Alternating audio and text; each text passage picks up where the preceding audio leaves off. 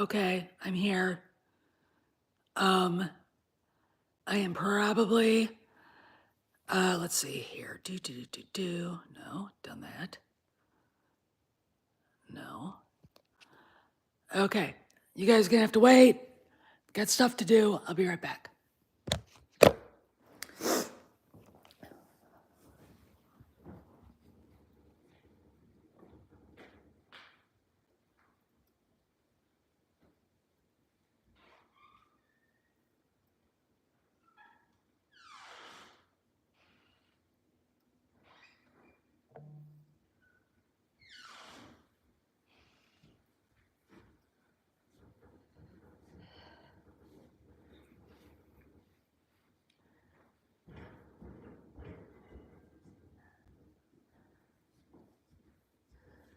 Okay.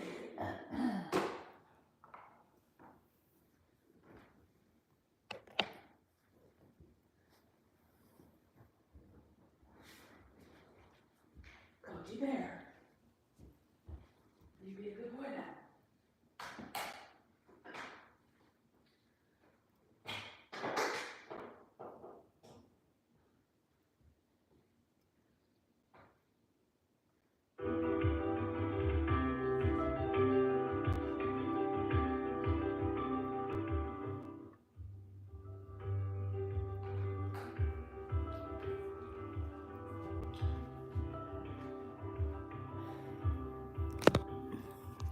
All right, guys.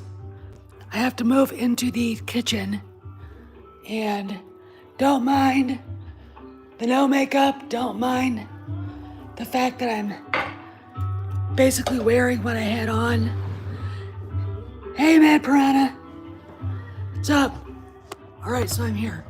I'm gonna probably turn off the overhead lights. A girl should at least try to give herself a chance, so. Hi, Coach.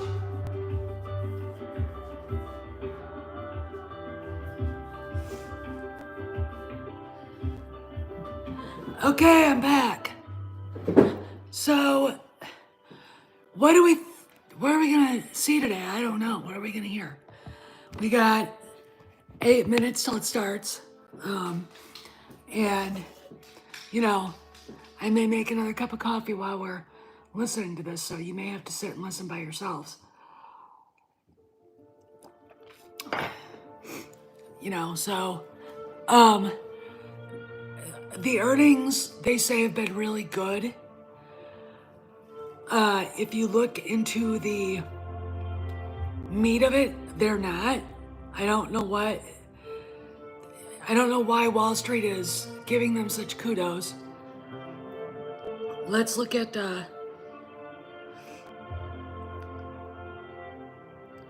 can't do that.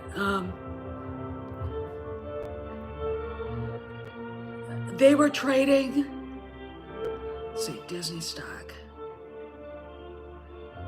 Disney shares.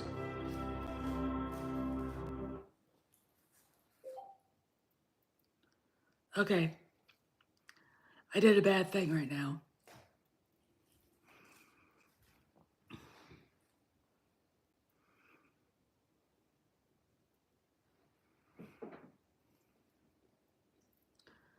Come on. Let's go back here and do this again. Okay.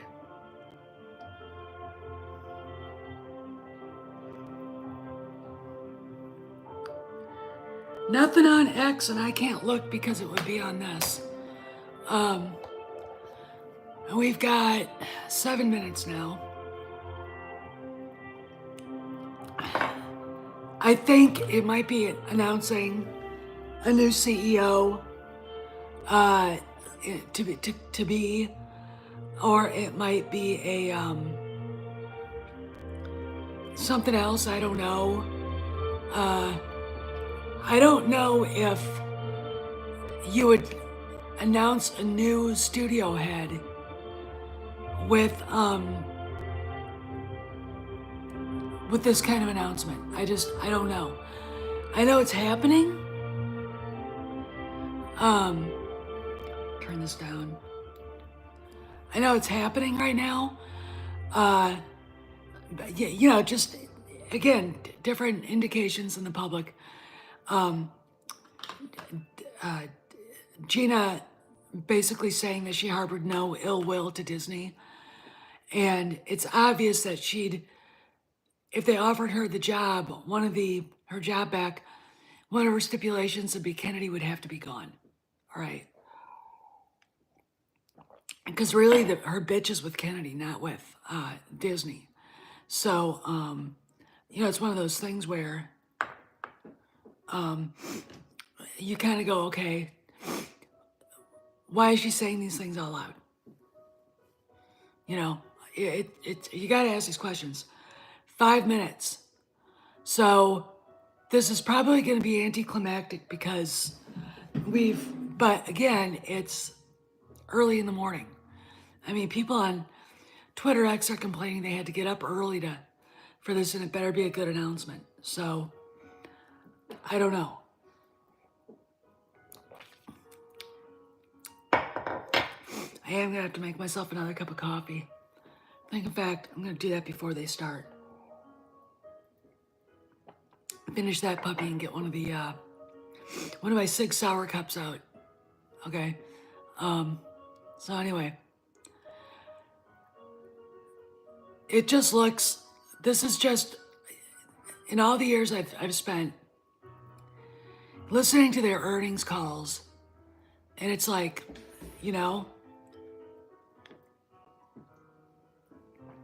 I'll be right back. Get this taken care of.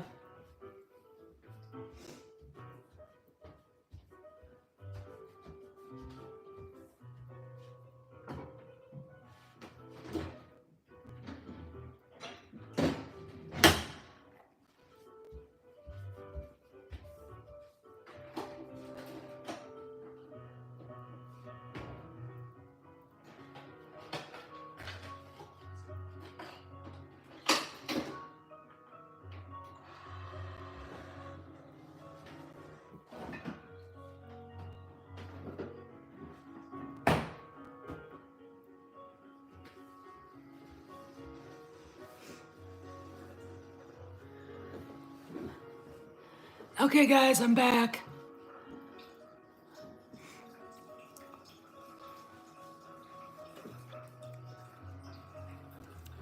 Yes, I have one of these in the morning too. Don't at me. I'm very,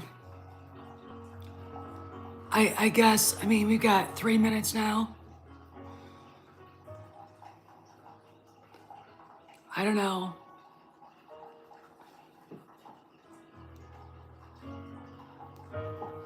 Tell me in the chat if you can hear the music. And when Iger starts up,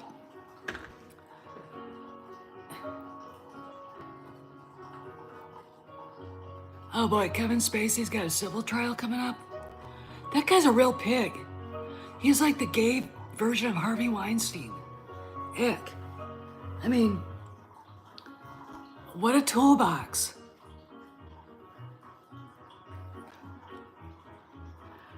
If you're in the chat, watching in chat, please hit say howdy so we know you're here. Coffee's almost done. All right.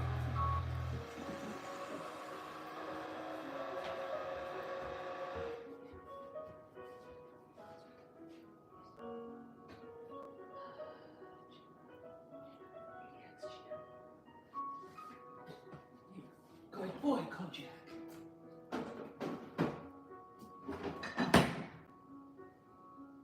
He's a good boy. And you guys hi Kurt, how you doing?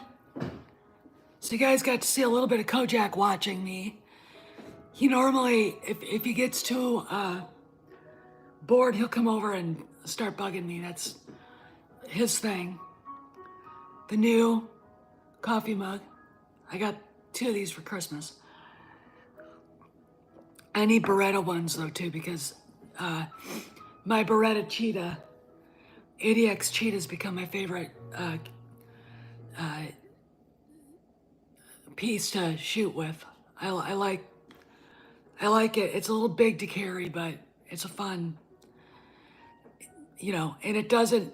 It's bigger, so the recoil doesn't bother my wrist and my thumb right here, because you guys know what happened. The guy behind me sent me flying. Hi, IMCK. All right, we got 1 minute. I'm gonna turn it up. Okay, guys. I want you to tell me if you can hear it.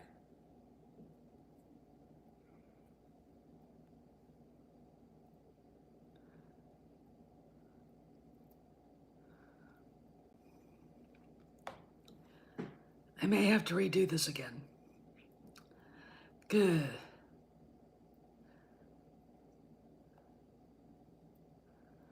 Okay, they're getting ready.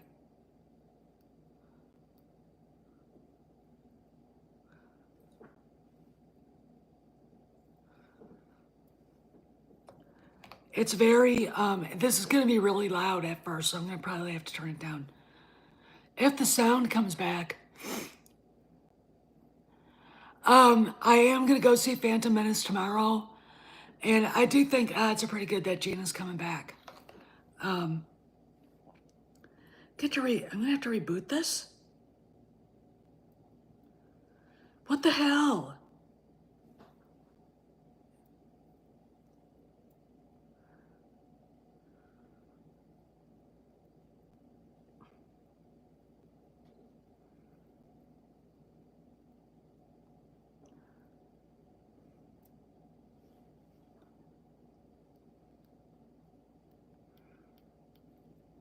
Okay, let me try again.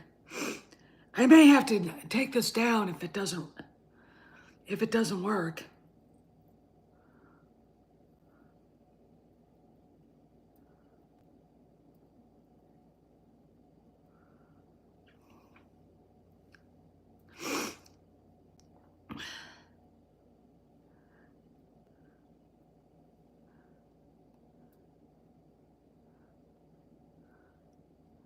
Go back to home. Go back to here.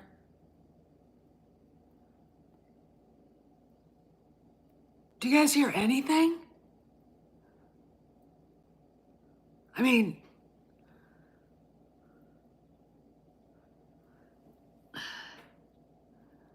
$8:32, you should have started by now.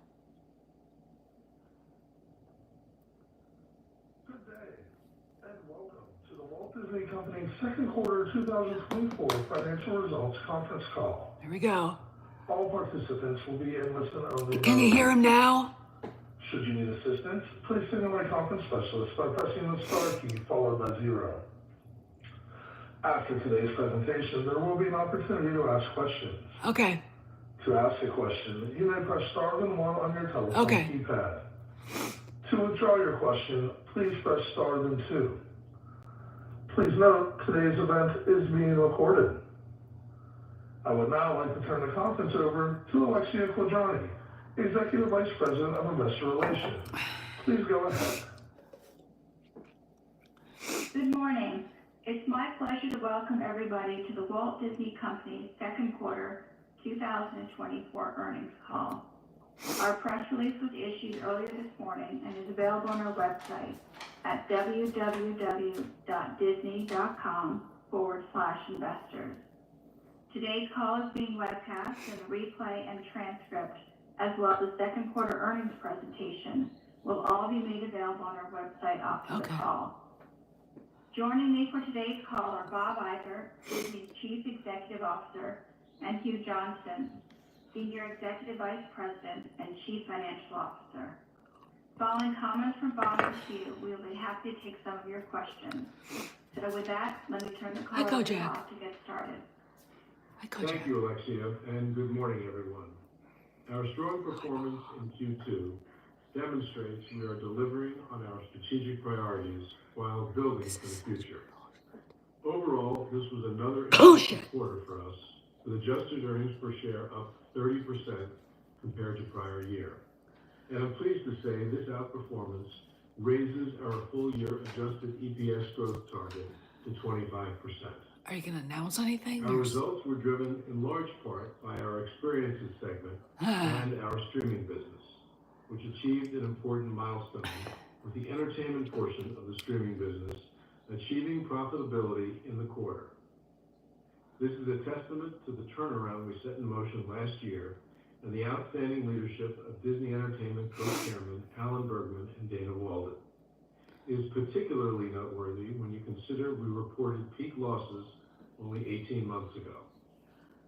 We also remain on track to reach profitability in our combined streaming businesses in Q4.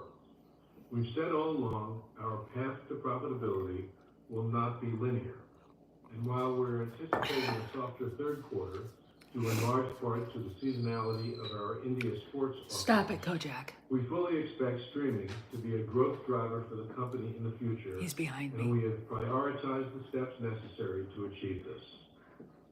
In March, we successfully launched Hulu on Disney+, bringing extensive general entertainment content to the platform for bundle subscribers, and we're encouraged by the early results.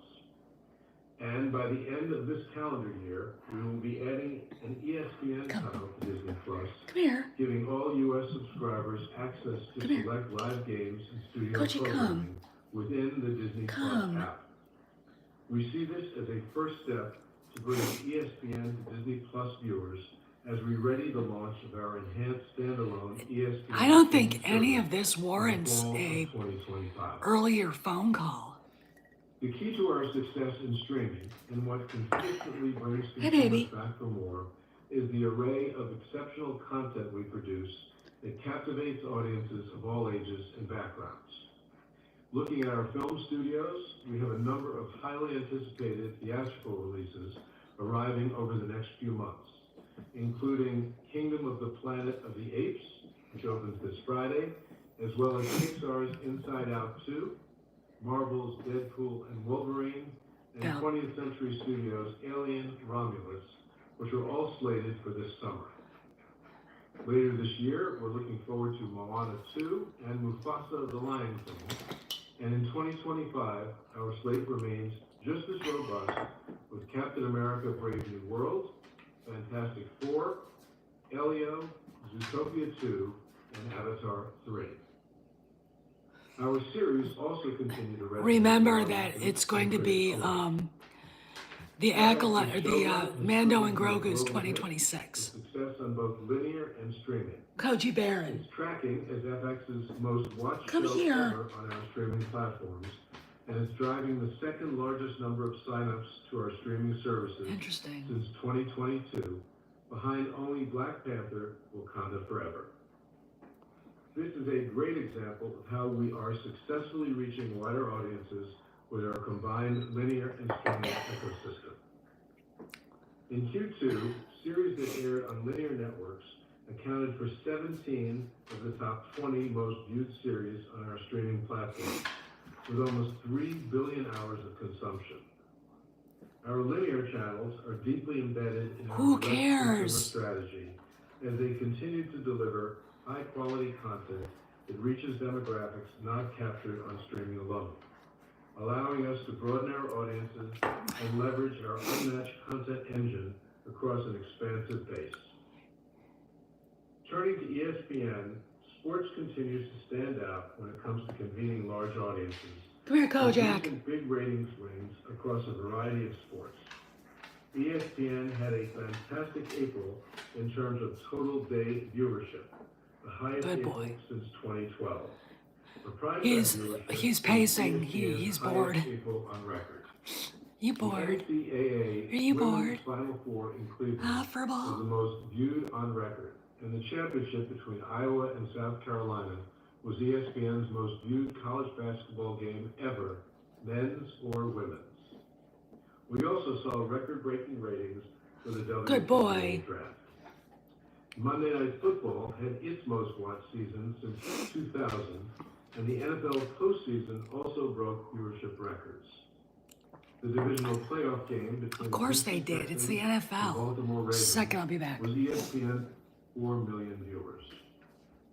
Looking at our experiences business, which remained an impressive financial driver in the quarter, we are focused on turbocharging growth with a number of long-term strategic investments. That includes our Disneyland Forward initiative, the first step in our expansion plans at Disneyland Resort, which received unanimous preliminary approval by the Anaheim City Council last month. This was a significant milestone, and the final vote is expected to take place this evening.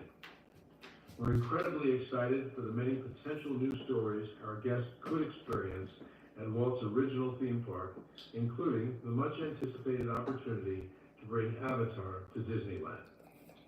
When you consider all of our businesses as a whole, from entertainment to sports to experiences, it's clear that no one has what Disney has. It's true, just you don't do it right. Okay. Did we lose sound? Come on. And most watched NFL game ever with 32.4 million viewers. Turn things over to Hugh. Thanks, Bob. Diluted earnings per share, excluding certain items, for the second fiscal quarter were $1.21 and reflect the second quarter in a row of strong double-digit percentage year-over-year earnings growth. We also met or exceeded all of our financial guidance for the quarter. And as Bob mentioned, we are now targeting adjusted EPS growth of 25% for the full year. This At is our the entertainment segment, second quarter operating income increased by over 70% versus prior year, driven by direct-to-consumer. Entertainment DTC revenue increased 2% sequentially and 13% year-over-year, and generated operating income of $47 million. These results exceeded our guidance, primarily due to expense savings.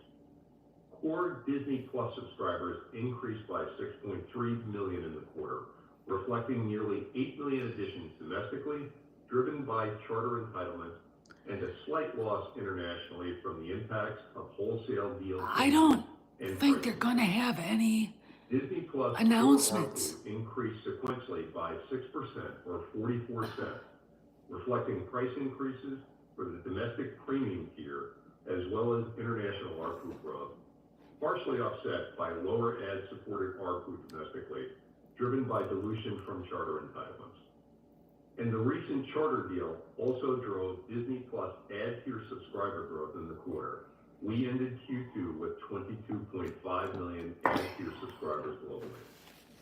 We are pleased with the progress we're making in streaming, although, as we said before, the path to long-term profitability is not a linear one. On that note, we are forecasting a loss for entertainment DTC in the third quarter, the vast majority of which is due to Disney Plus Hotstar's ICC cricket rights. Isn't really that subscriber growth interesting to me in the third quarter, but anticipate sub growth will return in Q4. As Bob mentioned, we continue to expect our combined streaming businesses to be profitable in the fourth quarter and expect further improvements in profitability in fiscal 2025. At Entertainment Linear Networks, a decrease in operating income versus the prior year was primarily driven by lower affiliate and advertising revenue domestically and lower affiliate revenue internationally. And at Content Sales, Licensing, and Other, lower Q2 results versus the prior year reflect the absence of significant theatrical releases in the quarter.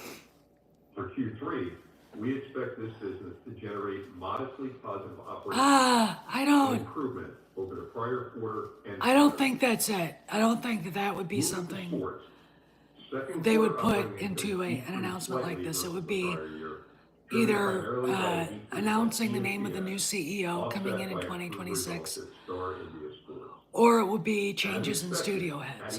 And I don't know if they'd even do that. I mean, I was thinking it would probably be CEO. From the timing of an additional college football playoff game in the quarter versus the prior year, which were only partially offset by higher ad revenue. Domestic affiliate revenue also decreased in the quarter. ESPN domestic ad sales increased by more than 20% versus the prior year, or high single digits when adjusted for the college football playoff timing shift of an additional game, as well as a new NFL divisional playoff game in Q2 of this year. Q3 to date, we are seeing healthy demand driven by the NBA playoffs, and domestic ESPN cash ad sales are pacing up. At Star, higher results in Q2 versus the prior year include the impact of a decrease in programming and production costs attributable to the non-renewal of BCCI cricket rights. Looking ahead, note that we are currently expecting to incur linear ICC rights expense at Star India in Q3. At Experiences, second quarter revenue grew 10%, operating income grew 12%, and segment margins expanded by 60 basis points versus the prior year. Parks and Experiences OI increased by 13% year over year, and Consumer Products OI increased by 7%. Strong international parks growth was driven by It could be the announcement, while Walt Disney World and the which is like, cruise come on, business both guys. contributed to domestic growth. At Disneyland, despite growing attendance and per capita spend, results declined year over year due to cost inflation. All right, I may including shut some this higher down labor early. expenses. All right, and just finish listening to We it continue to expect robust on my operating own because I income think growth this is a Experiences bust. for the full year. However, third quarter OI is expected to come in roughly comparable to the prior year. Several non-comparable or timing-related items are expected to adversely impact Q3 results, including timing of media and tech expenses, non-comparable items in the prior year at Consumer Products, and the timing of Easter. Beyond these comparability-related headwinds, the third quarter's results will be impacted by three additional factors: higher wage expenses, pre-opening expenses related to the Disney Treasure and Adventure cruise ships, as well as Disney. Okay, guys, I'm gonna turn this off. This is not what I thought it would be. If you want, you can find, go to Disney Investors and hit on. You can finish listening to it yourselves. I'm kind of disappointed, but I'm done.